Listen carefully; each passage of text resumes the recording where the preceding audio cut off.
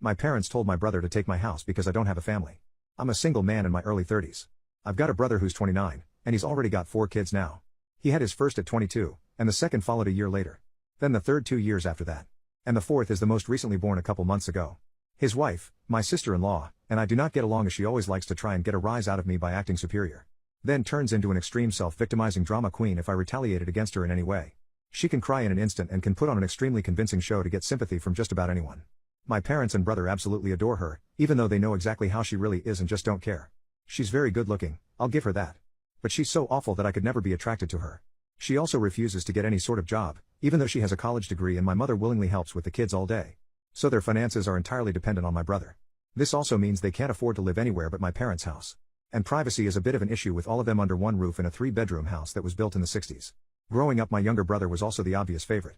We're 3 years apart in age, but he developed a superiority complex because I was badly punished if I retaliated against his antics in any way back then. It was obvious my parents cared for him a lot more because he got the lion's share of everything unless people called them out on it. Which did happen a fair bit by other members of family. Which is why my parents packed us all up and moved us about 150 miles away from them, so they generally would see us on holidays since it was a 3-hour drive. My brother got physically abusive towards me on a number of occasions, flirted relentlessly with my first girlfriend to the point she broke up with me, and laughed at any misfortune I had. And my parents just told me to suck it up whenever I was upset about it. I only got equal treatment when my parents wanted to keep up appearances. I admit it was rather funny to see the looks on their faces whenever they had to treat me equal to my brother on birthdays and Christmas because other people were present. We had relatives that were very nosy, and loved gossiping drama. So my parents did their best to hide what was really going on, and threatened to take all my stuff away if I didn't keep my mouth shut. If anything, it just made my parents celebrate more when I turned 18 and moved out because it meant they no longer had to provide for me. I wasn't even done with high school yet when I moved out. But couch surfing was far better than living with them. I was low contact ever since leaving home. They didn't even show up for my high school graduation. But I really didn't care. From that point on, I would usually only see my parents and brother on holidays like the rest of the family. The start 2020 pandemic was not kind to me. I lost my job, and couldn't renew the lease on the condo because my roommate also lost his job and neither of us could afford the place on unemployment money. It was a rented 2-bedroom condo that I really loved. As the lease was ending, my roommate left early to move back in with relatives, and I had to sell nearly all of my stuff because I was soon going to be homeless if I didn't downsize to an extreme. I really shouldn't have rented a place that was so expensive. But I liked living the high life. Until that life wasn't kind to me. And I realized I should have been living somewhere far cheaper so I could have saved more money to fall back on. But I had a plan. I own a truck simply for the fact that I've always loved trucks, so I found a $1,000 camper in good shape and put it on my truck just so I could live out of it for a while. It was supposed to be temporary, but I ended up living out of it far longer than I ever thought. I originally was hoping to be able to live out of the camper at my parents' house, where my brother and his family still reside as well. But when I asked my parents to let me stay for a while, they told me they had a full house, and didn't want me there. Plus, we hadn't exactly gotten along in the past decade. They said they'd only agree to let me park my camper there if I paid them basically what it'd cost to rent an apartment in my area. That was way too much just to park my camper. I was jobless and trying to save as much of my unemployment money as I could till I could find a new job. I may as well be living in an apartment with that rent price they were asking. My parents called my camper an eyesore and told me to take a hike since we couldn't come to an agreement. And sister-in-law thought it was absolutely hilarious I had to live in a camper. My brother joined her in pointing at and mocking me while calling me a homeless bum. I parked my truck/camper in a store parking lot to sleep on the first night that I had nowhere else to go. I felt scared out of my mind that someone might try to break in. Suffice to say I didn't sleep well that night. There was nowhere else I could go as any other relatives that owned houses were fairly far away, and all my friends were all apartment people. And I was pretty attached to my area as well. So I didn't want to just leave. I'd also had my mail forwarded to a friend's apartment. It was the only way I could still get my mail anymore. Finding a stable place to park was pretty difficult. I went looking around to try and find a job similar to my old one. It took months of living the nomadic camper life. In that time, I had to deal with a lot. Everything from beggars and drug addicts, to people demanding I leave because my camper was an eyesore. At one point someone who told me to move claimed to be with an HOA. I wasn't even parked on a street with houses. And when I questioned what HOA, they got incredibly belligerent and threatened me. I moved my camper anyway just to avoid the trouble. In order to have a steady supply of electricity, I learned to use a long extension cord to plug in anywhere I could to recharge my camper batteries. This meant sneaking around and plugging it into an outside outlet of a random building while parked on a street. I know that's a crummy thing to do. But I had to keep my batteries charged so my refrigerator would stay cold. I had a small solar power bank for recharging my phone. But I didn't have anything like a generator. And generators are noisy and require fuel anyway. So I did what I had to do. After months of living like that, I finally managed to get a new job. I had to move to the neighboring city to find a job that didn't involve retail. I worked retail while in college and promised myself never again. Though I was nearly ready to break that promise. I was still getting unemployment money. But I had no stable place to live while receiving it. And I didn't want to still be jobless when it ran out. Plus I was bored out of my mind. I had little else to do but read, watch movies on a small portable DVD player, use my phone or laptop, and keep note of where I could park and what local public bathrooms I could use. I kind of envy that the Japanese have public bathhouses. We could really use stuff like that over here. When I finally landed a new job, I practically lived in the back lot of the building by the warehouse in old employee parking spaces literally no one else seemed to bother using because they were so far in the back that the area was borderline forgotten. My boss/company owner actually liked this arrangement because I was willingly available to take any shift I could get, so long as I had enough sleep. He even let me take the camper off my truck and set it up in one of the spaces so I could drive around without it. Not exactly sure if this was legal, but no one bothered us about it. The entire time I lived back there, I didn't have to deal with many trespassers. There were a few, but the security guards escorted them out. I was pretty much on call almost all the time when they needed me, and was working virtually every day of the week.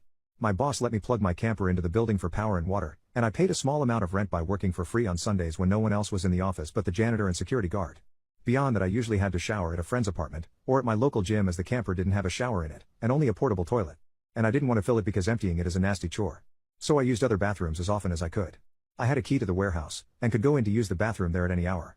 I was even on a first-name basis with the night security guard. He's since become one of my closest friends. The camper was easy to heat in the winter with a small electric heater. Summers were not fun though. The camper didn't have AC, so I had to get a used portable air conditioner just to make it bearable. I made a lot of overtime pay, and hands-on learned some new skills from other employees.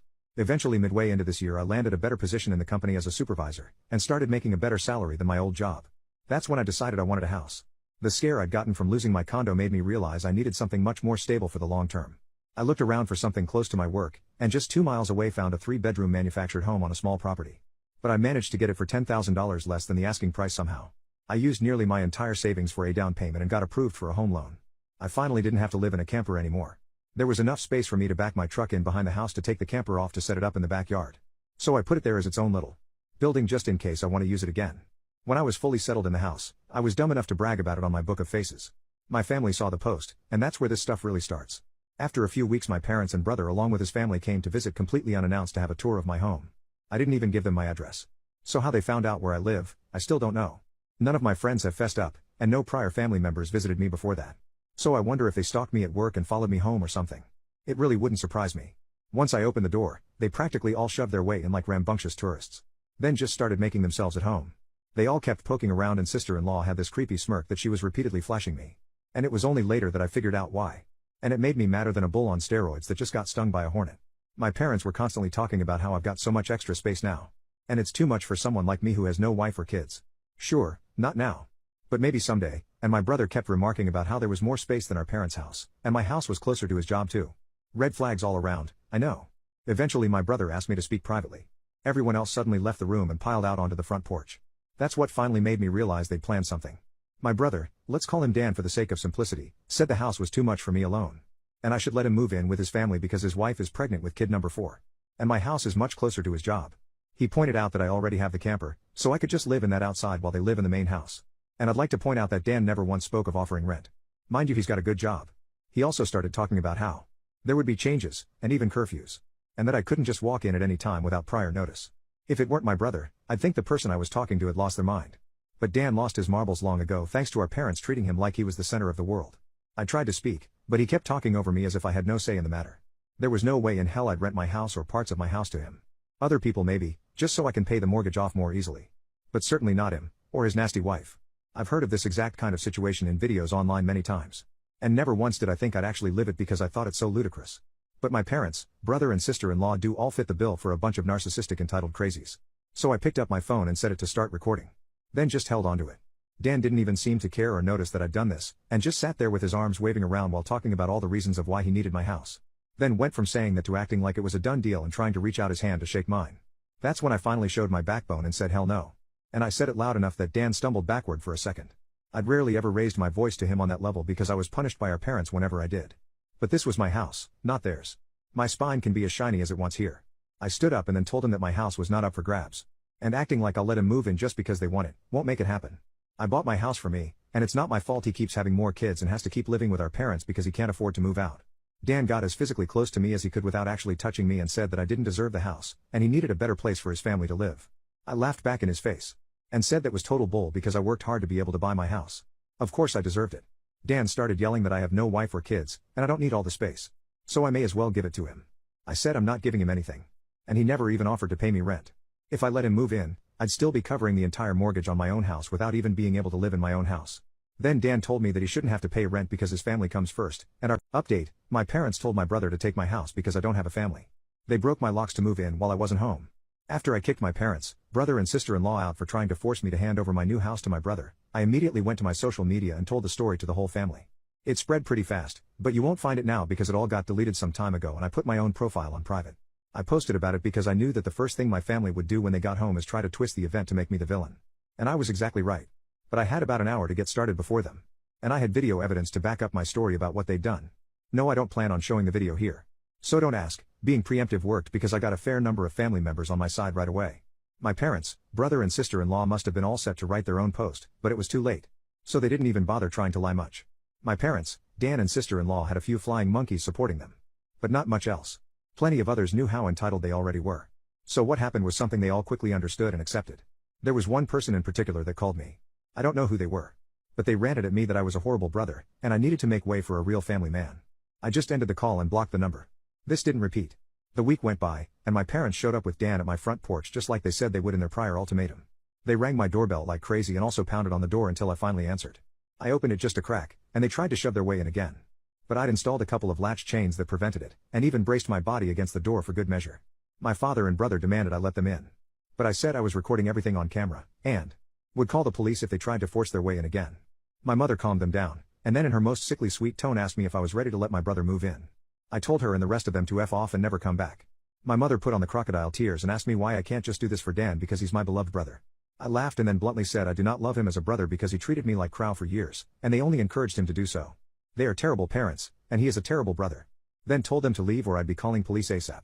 They all left surprisingly easily, apart from my mother's loud crying and the others giving me dirty looks. One could say making them leave was suspiciously easy. I thought the whole mess was over. But I guess I should have taken them more seriously, because they had other stupid plans. I came home later that week on Friday evening to find a moving truck and my brother's minivan parked in my driveway. It was Dan and his family there moving stuff in.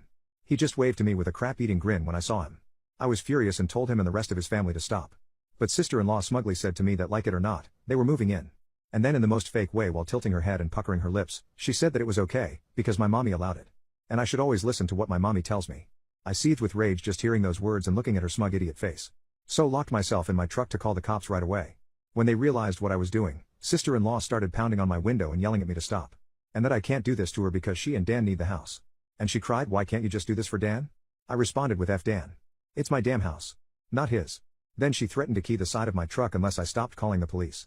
All of which the 911 operator heard, thanks to the window being slightly open. I told sister-in-law if she damaged my truck, I'd sue her. And she was smart enough to retreat. When the police arrived, Dan and sister-in-law along with their kids had locked themselves in my house. I told cops what had happened, as well as showing them my new driver's license that had my current address on it. Then when we went to my front door, I saw that they'd changed the lock. And the old lock was laying on the porch with the center of it drilled out, and the drill they used was laying right next to it, with a complete Harbor Freight drill bit set. Could they have been any more stupid leaving evidence out like that? I pointed out the broken lock and drill, then gave the police a rundown on all the events that happened prior. Well, I guess Dan called our parents over at some point after I arrived home. Because they showed up while I was talking to the cops. My parents immediately lied and started saying that I'd agreed to rent my house to my brother and his family. I said that was an easily provable lie one way or another. So Dan and sister-in-law finally came out of my house with some papers in hand. They both looked super smug, like they'd somehow outsmarted me. They'd actually drawn up and printed out a fake rental agreement. But my signature was not on it. There was one, but it looked nothing like my handwriting. I don't think any of them have ever actually seen my signature. So that was incredibly stupid on their part. I told my parents and Dan that was stupidly blatant fraud. And if the cops investigated, they'd easily figure that out. And I don't think going to jail and court would do them any good. It could even make Dan lose his job. Which is his only means of providing for his family. I also said I would get a lawyer and sue for damages if anything of mine was lost, stolen or broken. And I'd call CPS too for good measure. Dan went white and looked really scared when I said all that, but my mother got between us and doubled down about how I should just do this for Dan, and live in the damn camper so they can finally have a family home to themselves. I yelled at her that if she thought it was such a good idea, she could do it for Dan herself and let Dan have her house to himself instead. The cops separated my mother from me and I said I wanted them all out right now, or I'll press charges. I stated in a shout about how they drilled out my front door lock to break in. The lease papers were obvious fakes, they badly forged my signature, and I have recorded video of sister-in-law attacking me. Those are felonies I could F over their lives with if I wanted. And if they didn't leave, that's exactly what I'd do. The only reason I hadn't already was for the sake of Dan's kids. So they have one chance to get the F out. The moment my parents heard that, I think it finally clicked that they could not force me to do it for Dan. My mother surrendered and said she'd put an end to this. Then she went over to sister-in-law and spoke with her quietly for a minute while my father spoke to Dan. Sister-in-law instantly started loudly crying and ripping up the fake rental papers into tiny bits and tossing them like confetti, only to have an officer tell them to pick up the bits of paper or he'd cite them for littering. Both of the cops at this point had the "I don't get paid enough for this" looks on their faces. Dan had to start telling his kids to load their stuff back into the moving truck. The kids were all crying, and the eldest was sobbing that he won't get his own room now. Sister-in-law and Dan gathered their kids up to try and make one last pathetic attempt to guilt me with the sad family routine. You know, where they all gather together in a sort of group hug while all facing one direction. I swear, I think they'd practiced it beforehand. All of the kids had the same pleading look with quivering mouths. Sister-in-law kept rubbing her pregnant belly and tilting her head to look like a sad puppy, and my brother just made the saddest face he possibly could and said, "Please don't do this. We need to be able to live here." But I didn't falter and told them to keep packing. All the kids and sister-in-law turned the crying up to 11, and Dan yelled at me, "Are you satisfied with yourself? You've denied us a home because you're too selfish to share and help out family." I ended up laughing like a maniac and retorting that what he was trying to do was taking, not sharing. And no amount of crying will make me let his family move in because he's no brother of mine anymore. He's just an entitled prick who thinks he can take whatever he wants from me like when we were kids. Dan started F-bombing me until the cops told him to cool it or he'd be in cuffs regardless if I wanted to press charges. He sucked in his lips and looked a mix of afraid and supremely pissed off. I asked the cops if they could stick around until my parents, brother and sister-in-law had all left. And they said they had no intention of going anywhere until this had been resolved. In fact, in the next few minutes 2 cops became 4 as more drove in for whatever reason. That gave my parents some extra incentive to get moving. I made Dan give me the keys to the new lock he'd put on my front door. Though I got another lock the next day anyway because I didn't know if he had copies of the keys or not, he was really reluctant to hand them over. Then instead of handing them to me, he actually threw them down the street and into a storm drain while saying to go get them myself. But one of the cops scolded him for that and made him go get them. He had to pull the grate off just to get at them. And he got pretty dirty in the process. When he got the keys back, he just grumbled then slammed them down into my hand. I then told them all to leave and never come back. My mother said I'd be disowned for this, as if that were some kind of threat to me. And I voiced that to them. Then in an overly sarcastically I said something along the lines of, "Oh no. That means I won't get to come to any holidays with you guys where I always get treated like crap by you all anyway. Because Dan has always been your obvious favorite. You treated all me so badly when I was growing up that if Dan ever needs an organ donor, I wouldn't give him anything. So do like you always told me to do when I was mistreated by all of you, and suck it up." Final update, my parents told my brother to take my house because I don't have a family. I decided to wait on making an account and posting until after the new year, just in case more stuff happened. And it did. As previous readers know, my sister-in-law was making passive-aggressive posts on social media that were obviously directed at me. Especially after sister-in-law had her 4th baby in November. She was posting the same repetitive nonsense over and over again. She just found semi-clever ways of rewording it. But she pretty much kept regurgitating that she was tired of living with my parents, that there isn't enough space, she needs her own house, blah blah blah. I know I sound dismissive. But live through what I have with these people and you'd be ready to sarcastically play tiny violins in front of them too. They're just that bad. And since I waited until January to make an account, more happened just like I thought. I stated before that I'd invited half the family for a Christmas Eve party at my house. And everyone I invited all came, even though it was a fairly long drive of around 3 to 4 hours for them. But they wanted to come and show me their support. I was praised by them a lot for how hard I'd worked to get a house on my own, and that they were sorry for everything I'd went through. I was asked why I didn't just take my camper and drive the 3 hours back to them, instead of living pretty much homeless for so long. And I had to sheepishly admit that I was very attached to living around here, and I had my best employment opportunities in this area. My hometown doesn't have a lot of great job opportunities in my field, if any at all. And I wanted to make my own way as much as I could. An answer they overall accepted. We moved on to having a rather nice party. The best I'd been in years. Some relatives even brought CDs of great Christmas albums. And I have to say, the one my uncle brought of Ray Charles was my favorite. He sings Christmas songs like no one else I've heard. It was a grand and happy time. I felt like for once I could just forget my past issues and enjoy the moment. But I wouldn't be writing this if it had stayed that way. About 2 hours into the party, you know who showed up. My parents, brother and sister-in-law popped in trying to look all smiles. They didn't even knock. Just walked right in my front door like they were meant to be there. I shut off the music and told them to leave immediately. They begged to stay and said they brought gifts. One of my uncles stood up and yelled at them before I got another chance to speak. And he said they don't deserve to be in my home, or my life after the crap they tried to pull months earlier. And he was backed up by several other relatives. Mind you, this guy is my mother's brother. And he used to love her to pieces until he found out about the stuff that went on between me and my parents. My grandparents, mother's parents, as old as they are, hurriedly got in between us and said to my parents that if they want to make amends with me, it's far too soon. And they've never been more disappointed in them than they were this past year. They'd hidden their favoritism for my brother from prying eyes for a long time. But no one was fooled anymore. And they needed to make a serious effort to try and actually treat me like a son if they ever wanted to be in my life again. Then they turned to Dan and sister-in-law, and said they've seen the repetitive nonsense sister-in-law keeps posting about. They're tired of it, and to just let it go already. My house will not become their new home. Sister-in-law went back to her old standard of crying, and had a pity party about how she should be the one living here, and not me. She plopped down in a chair to have a tantrum and say it wasn't fair I got this house to myself when I have no family of my own, and she has 4 kids that need more space. And she just wanted a better place to live in and feel like a real mom. It was petty of me, but I loudly pointed out that she sucks as a mother because she lets my mother do most of the parenting while she sits on her butt all day drinking, playing on her phone, or going out and spending all of Dan's money. And she has the nerve to complain about it. I even joke that I'm surprised her baby doesn't get drunk from her breast milk since she drinks so much booze. Which I admit went a bit too far as I got some stares. And sister-in-law demanded to know if I was calling her a bad mom. I said the evidence speaks for itself. And if she wanted to be able to afford to move out of my parents' house someday, then she needs to put her college degree to some use, get a job, and learn to save money. My mother already does most of the child care for my brother's kids anyway. So she'd have plenty of time after her baby gets a little older. My brother's eldest kid, who's 7 years old, ran up to start kicking and screaming at me for yelling at his mom. And he kept at me about how his mom said that I was the bad guy who made her cry and didn't let them live here. That's when my brother grabbed his son to pull him away. But all the other relatives jumped back in, and this sort of turned into a family intervention against my sister-in-law and brother. She was crying, her new baby was crying, her kids were crying. Hell, even Dan was very nearly in tears from the verbal lashing he was being assaulted with. He ended up just sitting on the ottoman I keep shoes in by the front door and looking like a complete wreck. He couldn't look anyone in the eye, he couldn't even say 2 words to me. Not with a whole house filled with angry people ready to judge him if he tried to let out his inner golden child again. If they weren't there to get in his way, I'd bet this would have ended up a repeat of when he tried to order me around to try and take my house months earlier. By this point though, he'd been so thoroughly humiliated that his and my parents' reputation in the family was completely destroyed because the masks were all now off now. Soon after, my parents, brother and sister-in-law all left in defeat. The party resumed and we all avoided speaking of what just happened for the rest of the evening. Since most of the adults had been drinking, everyone stayed the night in my house. I even let some of them sleep in the camper so there'd be enough space. I admit, it also makes a good guest house.